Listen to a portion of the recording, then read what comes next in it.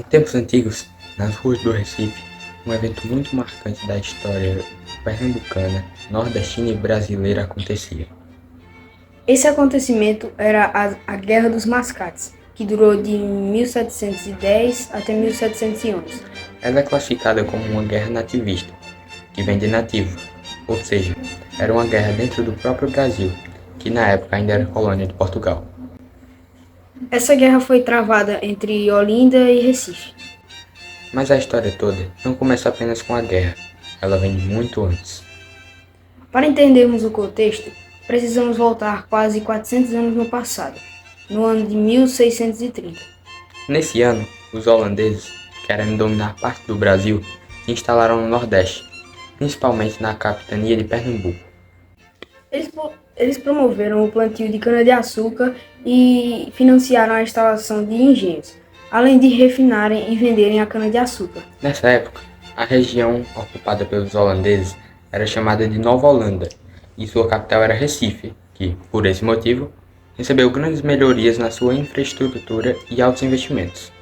Só que, depois de uns anos, manter toda aquela nova colônia das terras brasileiras começou a sair caro para a Holanda, que passou a cobrar mais impostos à população do Nordeste.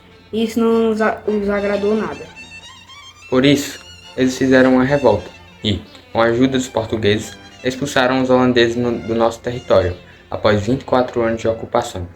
Agora tínhamos liberdade, mas isso não beneficiou todo mundo não, já que não tinham mais como produzir cana-de-açúcar aqui. Os holandeses passaram a produzir em suas colônias nas Antilhas, que é uma região do Caribe. Isso prejudicou muito os senhores de engenho, que se concentravam na cidade de Olinda, que era a capital de Pernambuco. Agora eles tinham uma concorrência, o que fez com que eles não tivessem mais dinheiro para pagar suas dívidas. Para resolverem isso, eles fizeram empréstimos com os mascates de Recife, que significa vendedor ambulante. Os olindenses chamavam os comerciantes portugueses do Recife assim para tentar diminuir a imagem deles. Porém, eles eram muito ricos. Só que, mesmo que os comerciantes recifenses tivessem muito dinheiro e os fazendeiros de Olinda estivessem em crise, ainda eram os olindenses que mandavam politicamente na região, já que Recife era uma área subordinada a Olinda. Em 1703, depois de muitas reivindicações, Recife ganhou o direito de representação na Câmara Política de Olinda. Mas, para eles, só isso não bastava. Eles queriam se igualar politicamente ao nível de Olinda. E, 6 anos depois, em 1709, os recifenses ganharam sua própria Câmara Municipal. Com os recifenses ganhando cada vez mais poder, os fazendeiros de Olinda tiveram medo de perder seu poder para Recife. O estopim para a guerra foi quando surgiu uma briga política para decidir quem seria o governador de Pernambuco. Os olindenses, mais conservadores, queriam manter seu poder, já os recifenses não estavam dispostos a ceder. Por isso, no dia 10 de fevereiro de 1710, um grupo armado liderado por André Vidal de Negreiros invadiu Recife, e assim se iniciou a Guerra dos Mascates. Logo após a invasão audaciosa, as ruas do Recife viraram um campo de guerra caótico, porque é nelas que ocorriam os conflitos armados.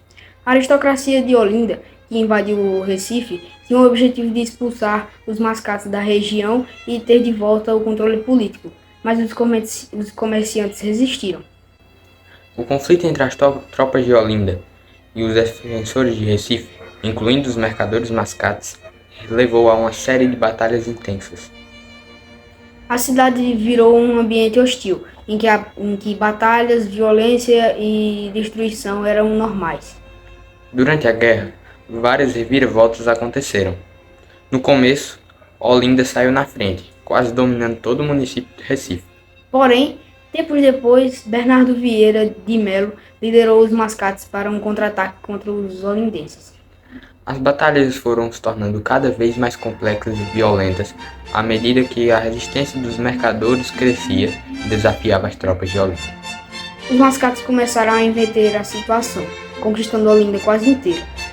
Com o conflito ficando cada vez mais grave, as autoridades coloniais começaram a se preocupar para achar uma solução pacífica para a guerra.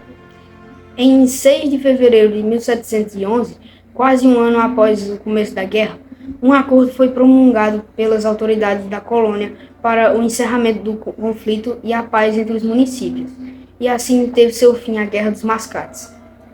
Apesar do fim da Guerra dos Mascates, as consequências do conflito foram sentidas por muito tempo. O comércio de Recife, que havia se tornado próspero com os mascates, foi seriamente afetado. A aristocracia de Olinda, por sua vez, perdeu seu poder político na região e nunca mais conseguiu recuperá-lo completamente. A guerra também deixou uma marca na cultura pernambucana, sendo retratada em diversas obras literárias e artísticas. Mas, acima de tudo, a Guerra dos Mascates serviu como um exemplo da resistência dos mercadores contra a opressão aristocrática, como um símbolo da luta pela liberdade e igualdade na sociedade colonial.